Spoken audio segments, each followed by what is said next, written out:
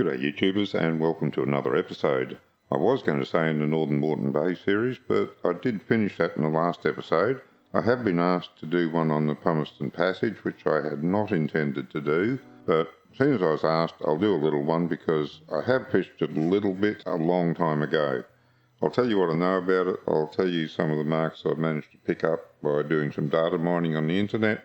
It'll give you a starting point anyway. I spent a fair bit of time around Bribie as a kid. This picture in the background's been up in an earlier video.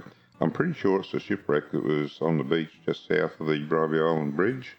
When I was a kid, I might have the wrong ship, but from what I remember of it, it looks like that one.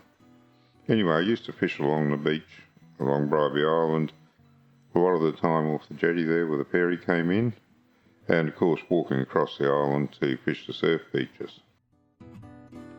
I was probably in my early to mid-20s. I know it was only just a few years after I got my driver's licence. Well, early to mid-20s is more than a few years, but anyway.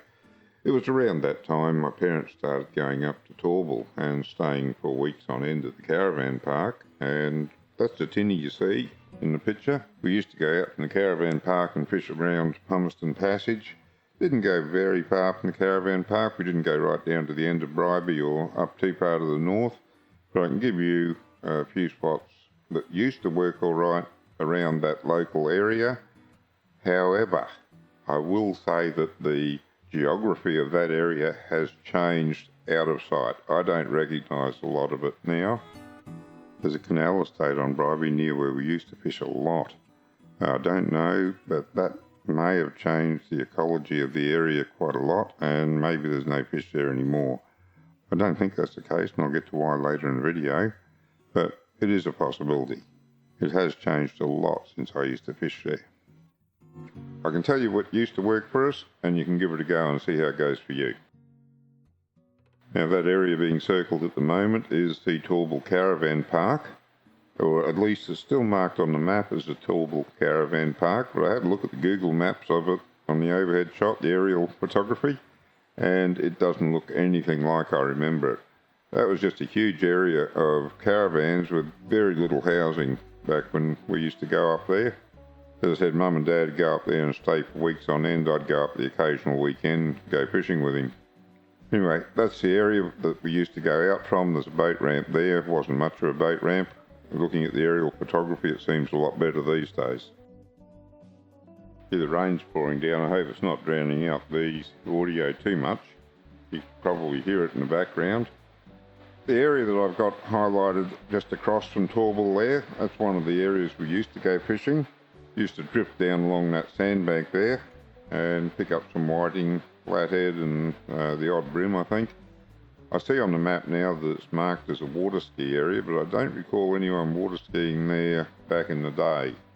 So if it's a water ski area now, probably all bets are off about the fishing because they'll be all stirred up and scared away.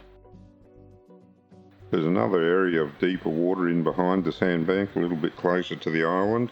That was another spot we used to drift for fishing.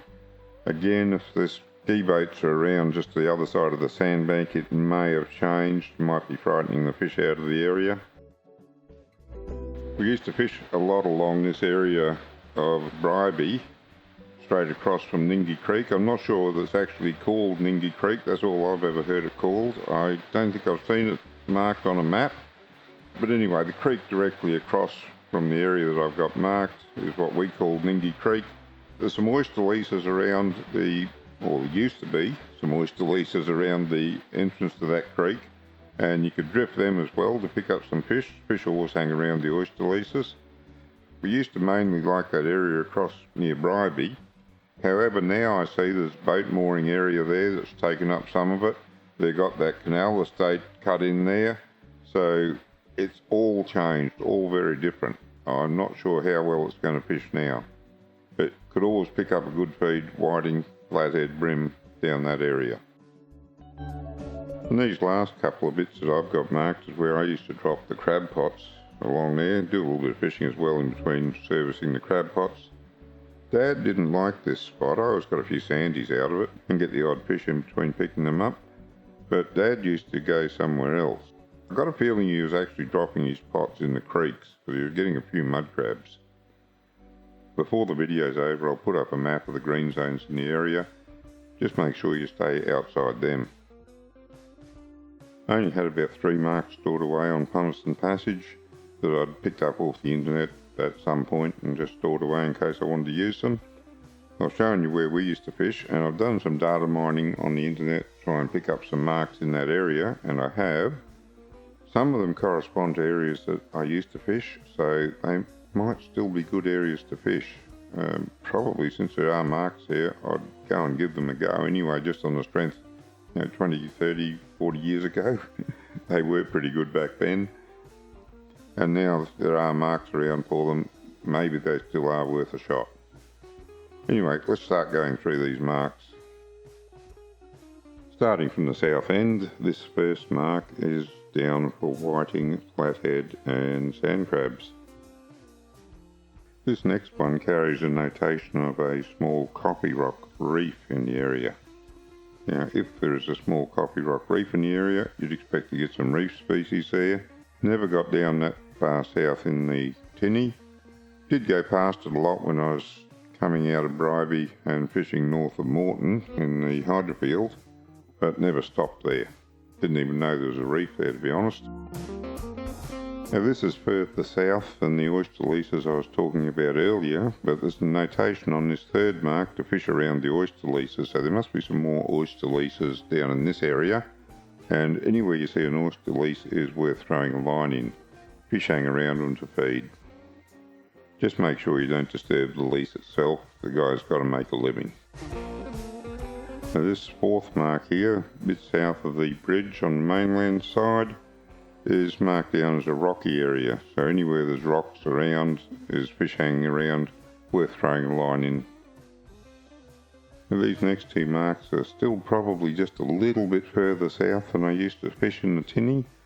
The first one's marked as a drop off to be fished, and the second one's marked as another small coffee rock reef. Again, drop off reef, I'll be looking at them for reef species. These next marks are very much in the area that I used to like to fish in the tinny. The first one's marked for whiting, and I agree with that, used to pick up a lot of whiting down that drift. The second one's marked as a rocky ledge. I don't recall knowing there's a ledge there, but we didn't have a depth sounder in the tinny, it was all just primitive fishing, as you would have guessed from the size of the tinny and the engine on it in the initial photo. I'm not sure what this next mark's about. I included it because it's in the same general area that we used to fish in the tinny. It's on the other side of the channel and it's just marked as Avon, whatever that means. Apart from the cosmetic company that used to go around selling door to door, I have no idea. But for what it's worth, there's the mark.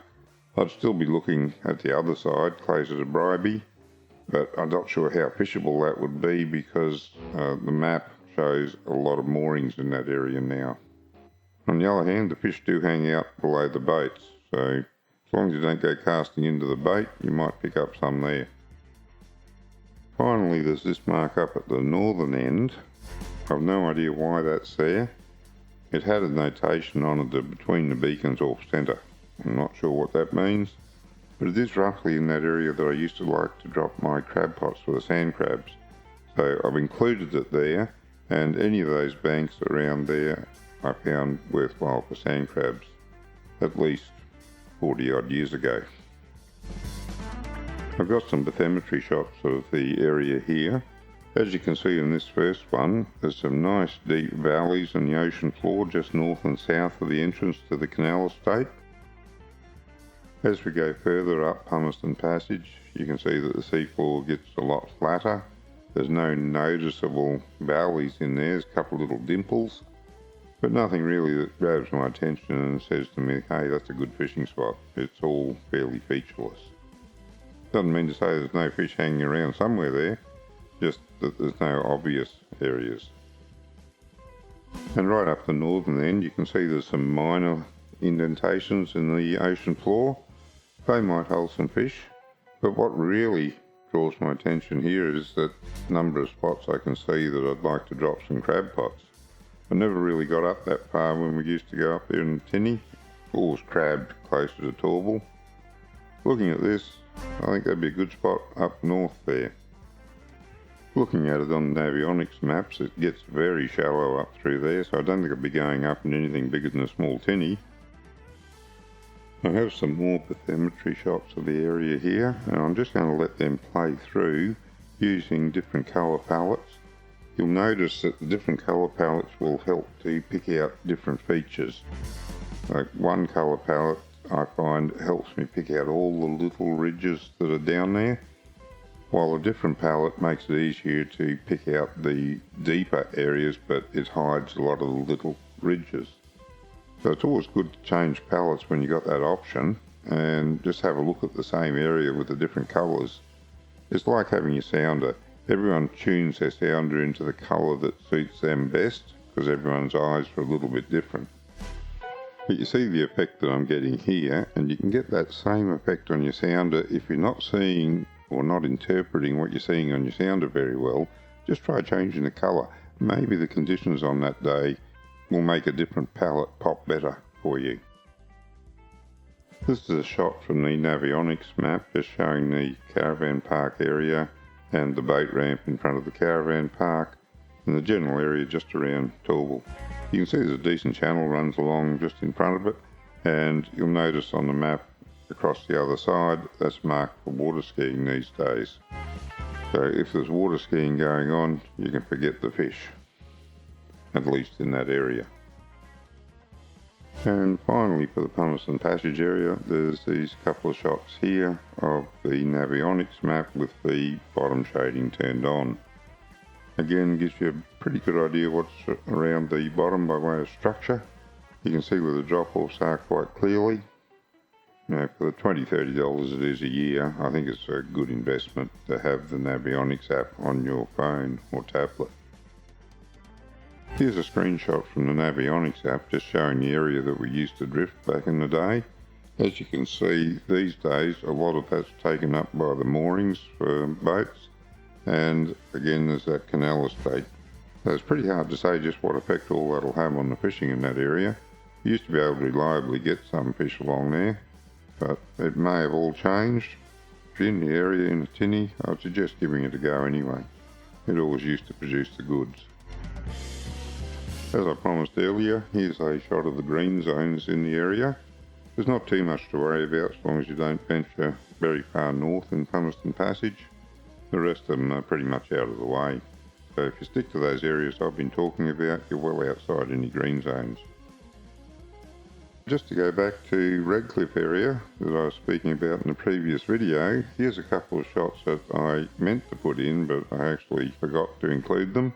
So I'll just tack them on the end of this video, and they're showing some shallow reef areas in the Redcliff area. I've spoken about these spots as general fishing spots, and I think I've given you some marks for them, but I didn't actually show the extent of the reef there. So here it is, plenty of other fishing spots around with rocks and things in the Redcliff area.